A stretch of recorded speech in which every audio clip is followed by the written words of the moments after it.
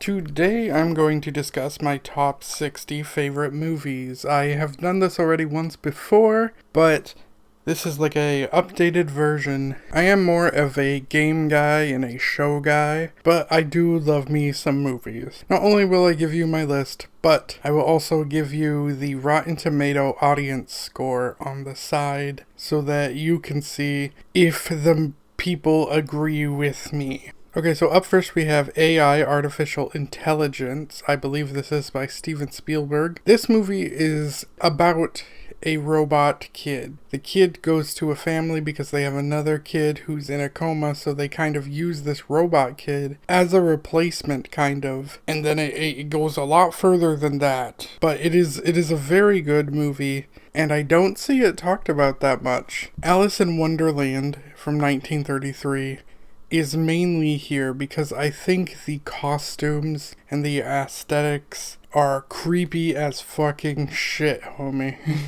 Hellraiser has a very similar plot to The Mummy with Brendan Fraser. Basically, it's a guy who's like trying to get his full body back by killing people. However, I do think Hellraiser is the better movie despite it not having Brendan Fraser. And that is really where Hellraiser fails.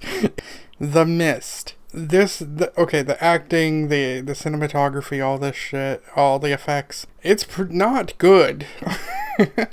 But the basic premise of some people being stuck inside of a supermarket and they can't escape because anyone who goes into the mist gets killed. Not because the mist is like some poisonous thing, but there's like giant fucking monsters in it. That's pretty fucking cool, and I really enjoy this movie, cheese and all. Split is pretty fucking good. I can't remember his name for some reason, but I think he does a fantastic job as the villain. And I think all the acting is good. Everything about Split is pretty good.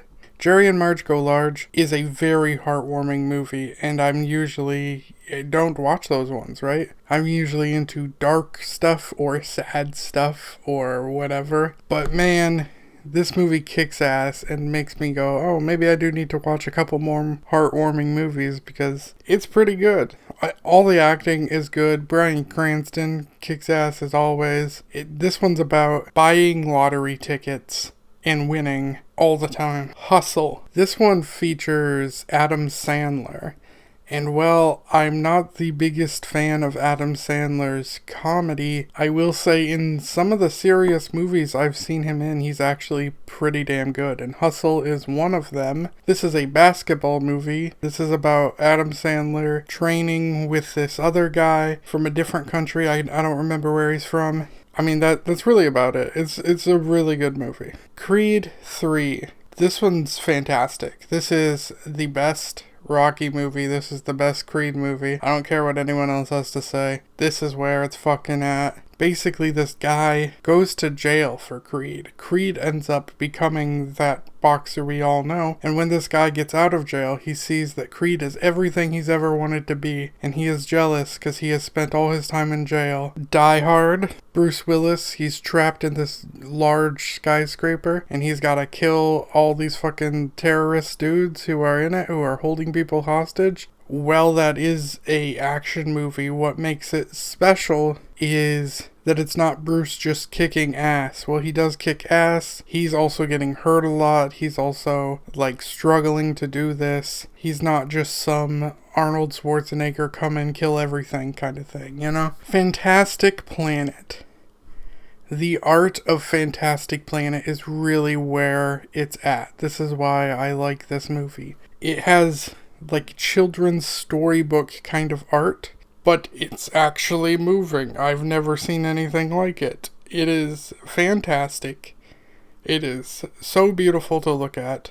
Nightmare on Elm Street. Again, I'm sure everybody knows about this one, but it is fantastic. This is the best of the Nightmare on Elm Streets. I also really like 3. 1 and 3 I bounce between being my favorites. I ended up deciding 1. I ended up deciding that I was only going to do 1 movie per franchise. So I'm not going to go Nightmare on Elm Street 2, Nightmare on Elm Street 3, etc. So out of all the Nightmare on Elm Streets, I picked the first one. I think it still holds up mostly. The original Spy Kids. I understand it is a kids movie, however, it still kind of kicks ass, and I was so blown away by it when I first saw it. It was the coolest fucking thing. It isn't too often that people who make kids content actually want to make it like super cool, right? R.L. Stine kicked ass for like trying to make horror for kids, and Spy Kids kicked ass for trying to make like adventure spy espionage for kids. Alita Battle Angel. This is the same guy who made Spy Kids, and you can definitely fucking tell. Alita Battle Angel looks like a better Spy Kids 3D, but it's really fantastic. The action is pretty cool. This is a fun adventure-filled movie. The Room. I understand this is a bad movie, but it is so bad that it is good, and I will love this movie forever.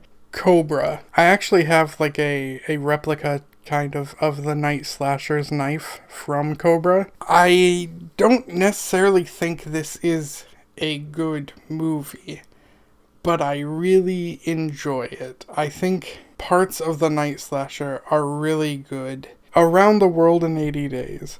Of all Jackie Chan movies to be on here, the fact that it is this one is not good for my recommendations. It does make me look bad. However, I really enjoy Around the World in 80 Days. I love the action scenes. Sure, they're not as great as some of the other Jackie Chan action scenes, like the ladder scene or whatever, but they're still fantastic. I can like replay them in my head. I can see different things in them. I loved it so much. I'm sure it isn't book accurate, probably.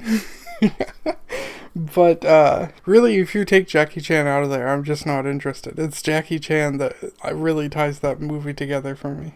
Ip Man kicks ass. This is Bruce Lee's trainer. He actually has, 4 movies? But this first one, I think, has the most heart. Ip Man is a very good martial arts film. White Men Can't Jump. Definitely the original. I hated the new one. I'm surprised there's 2 fucking basketball movies on this list, but there are. Black Phone. I wasn't ready for how good it was. I went in with no expectations whatsoever. A coworker had showed it to me and I was like, oh, okay. And it ended up being so fucking good. Apparently there's a sequel. I don't know how they're gonna do that. I wish they wouldn't make a sequel, to be honest.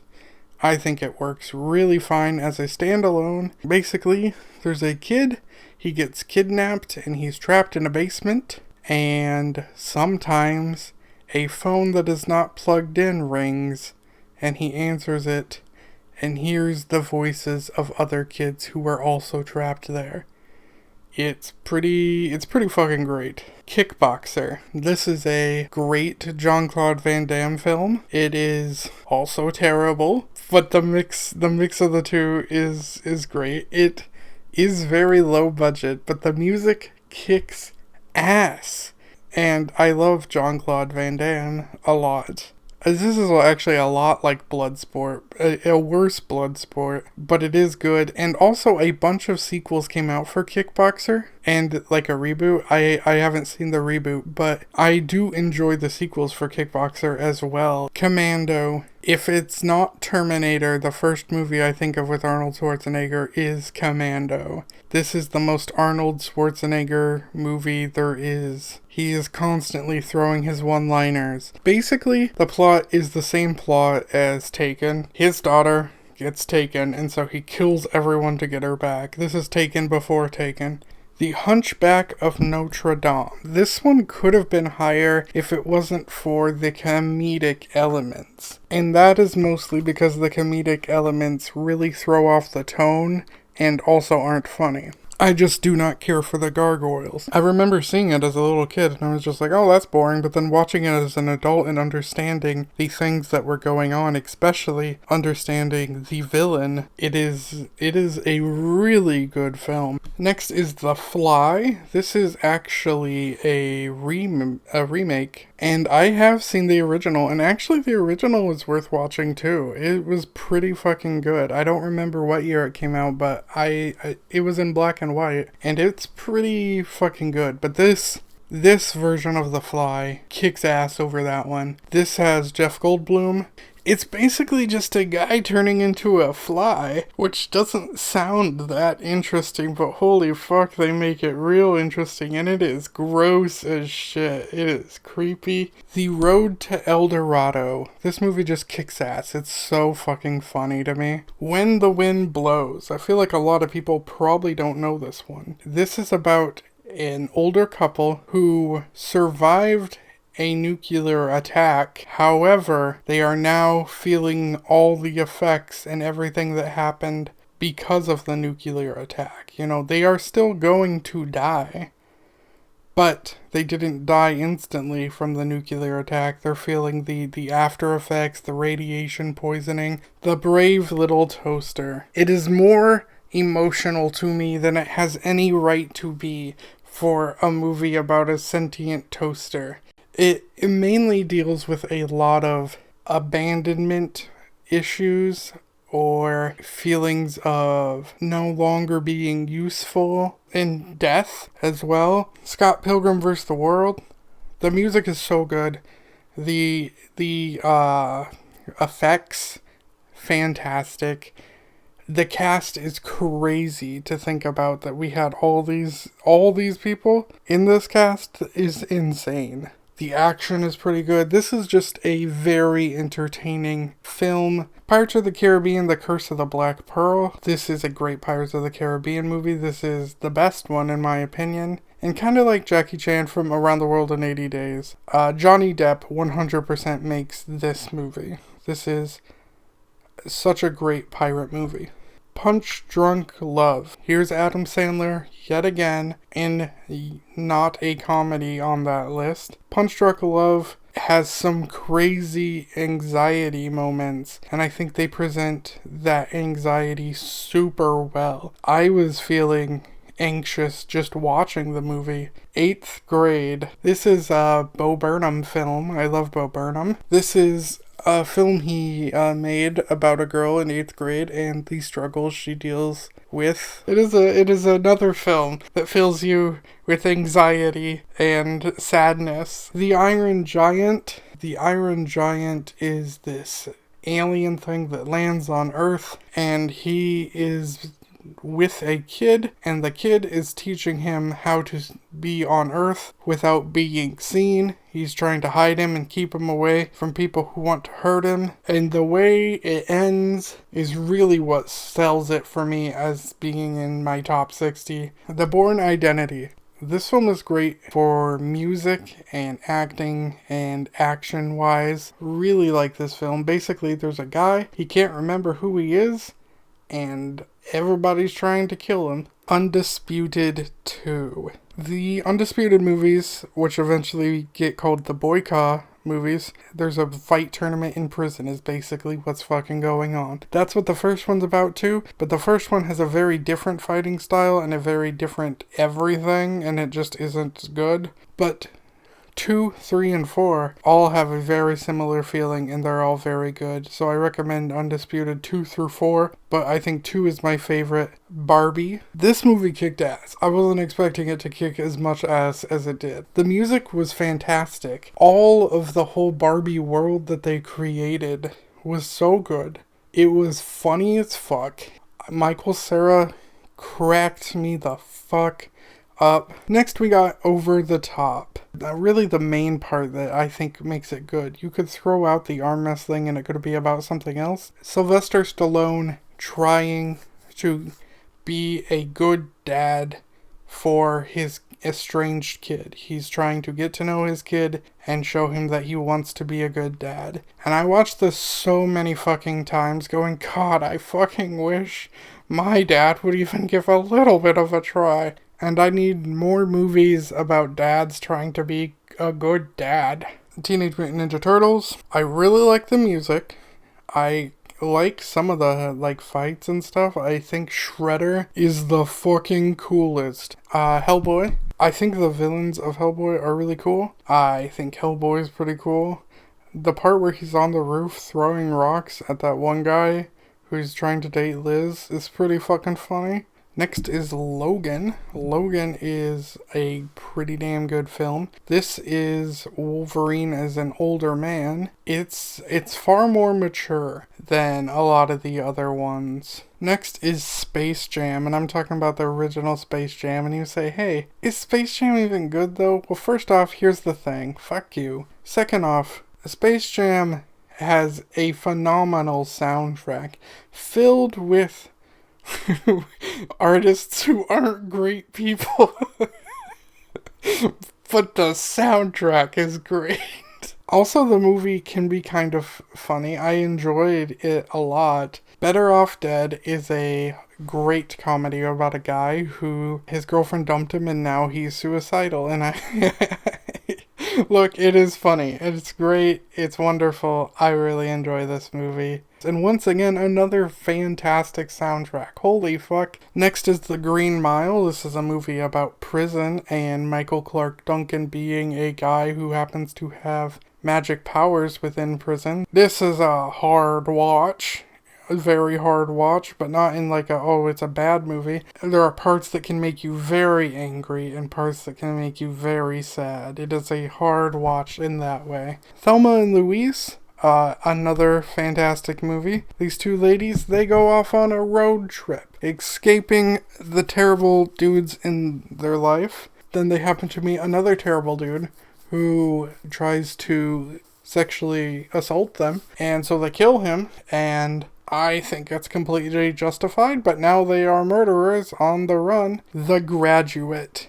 It's about a guy who is basically sleeping with a married woman, an older married woman who is definitely a cougar.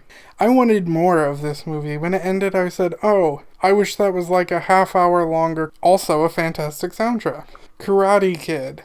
Can I stop naming movies with fantastic soundtracks? No, I can't, because Karate Kid, wow. Every song in there, a fucking banger. Basically, this kid gets bullied, and so he needs to learn karate from Pat Morita. And it's really good. Jack and the Cuckoo Clock Heart. It is basically a very long music video. There is a story, and the story is really good. Basically, this guy, his heart is bad, right? If he gets too excited, his heart's gonna be dead.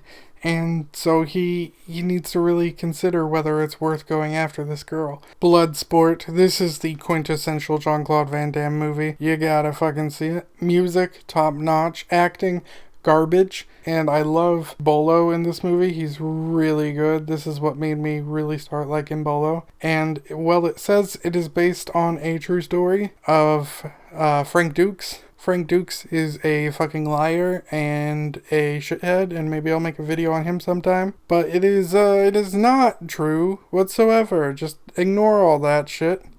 It is definitely fiction. Spider-Man 3. Yeah, I know. I could have chose Spider-Man 1 or 2.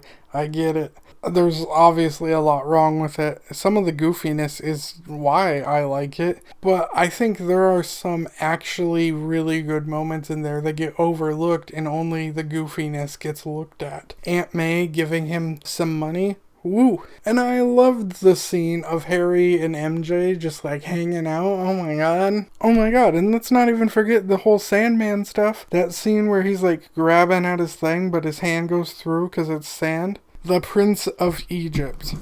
Well, I am an atheist. That doesn't matter when it comes to the Prince of Egypt.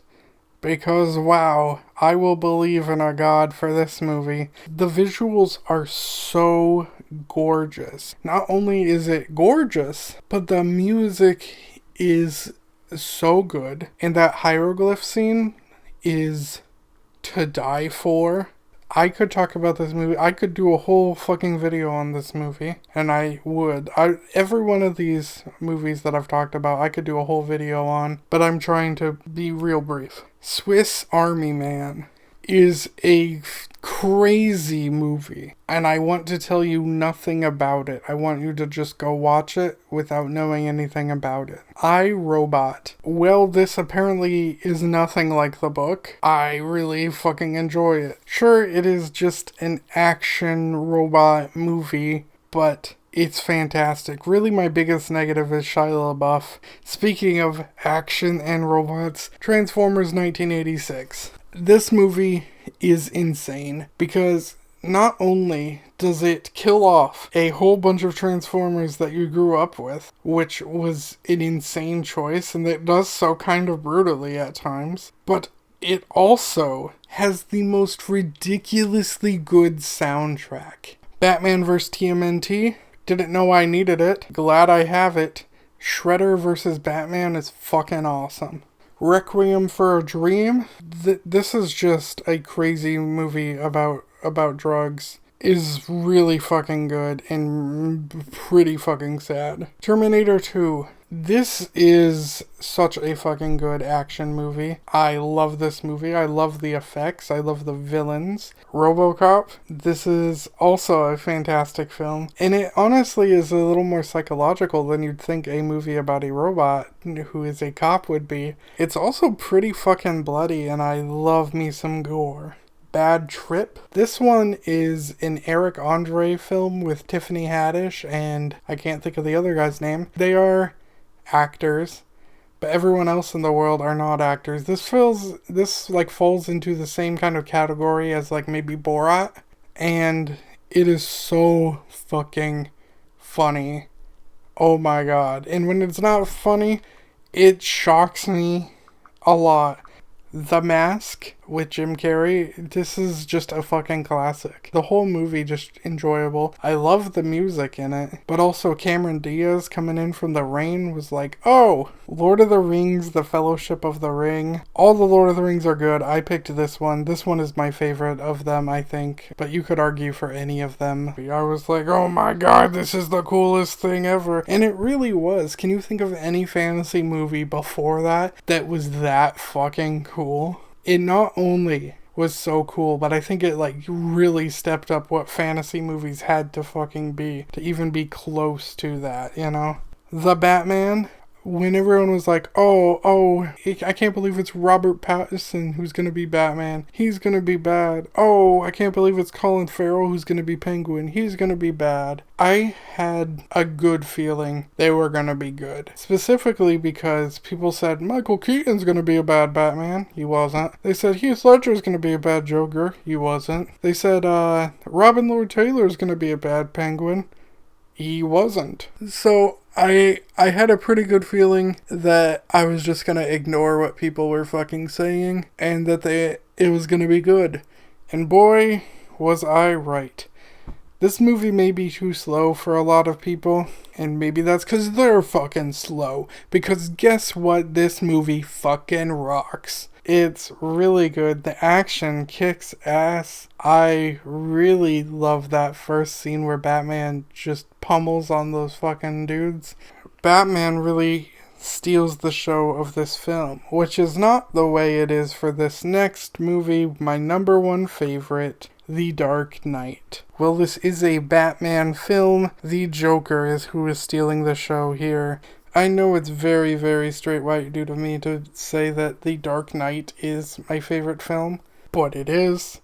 It is fucking incredible. The Joker, fantastic. Two-Face, fantastic. That is my list. I will have a list of my top 60 shows at some point. There's still a few I want to watch and rewatch before I fully make that list, but that is my list. Let me know what you think. Feel free to give me some of yours too. Give me some of your favorite films.